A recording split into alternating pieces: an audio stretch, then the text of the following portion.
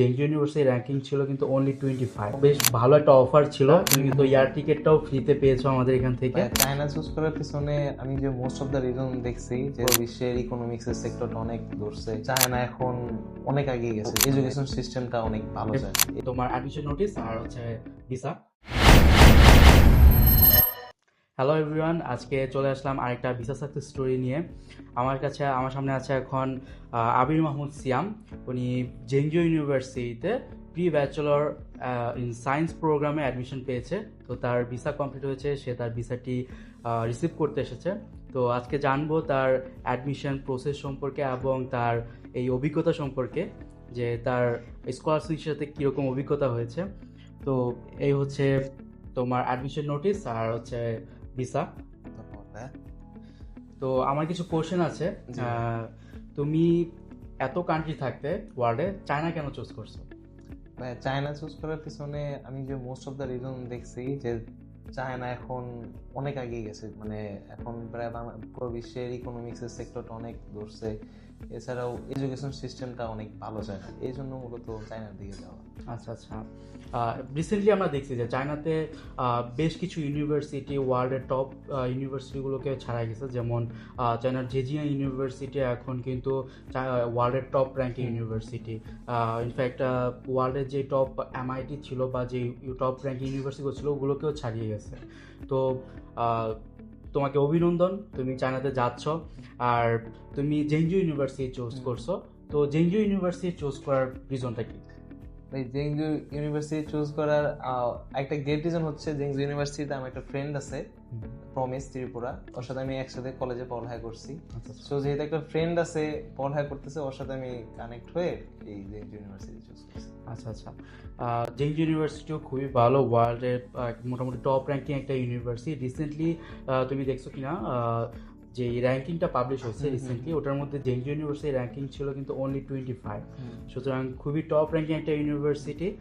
আর তুমি একদম প্রথম থেকে স্কলারশিপের সাথে ছিলা, স্কলারশিপের মাধ্যমেই তুমি অ্যাডমিশন নিয়েছো এবং তোমার ভিসা প্রসেসিং কমপ্লিট হয়েছে। তোমার ভিসা কিন্তু 4 দিনে হয়েছে এবং তোমার কিন্তু একটা বেশ ভালো একটা অফার ছিল এয়ার টিকেটটা, তুমি কিন্তু এয়ার টিকেটটাও ফ্রিতে পেয়েছো আমাদের এখান থেকে।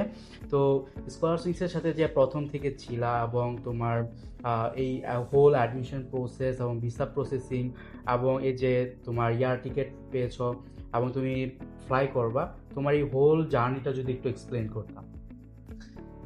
স্কলার সুইং এর যে তথ্যটা, এটা আমাকে আমার বন্ধু দিয়েছিল। আমি ওকে নক দিয়েছিলাম যে কিভাবে কি করলে আমাকে একটু জানা। ও করে বললো যে আমার ইউনিভার্সিটি একটা বড় ভাই আছে, তার সাথে, মানে আপনার নাম বলছে সাব্বির ভাই, সাব্বির ভাইয়ের সাথে যোগাযোগ কর। বলা পরে আপনার সাথে যোগাযোগ করলাম এবং আমি যোগাযোগ করাতে আপনি আমাকে ডকুমেন্টস রেডি করতে বলছেন, আমি রেডি করছি।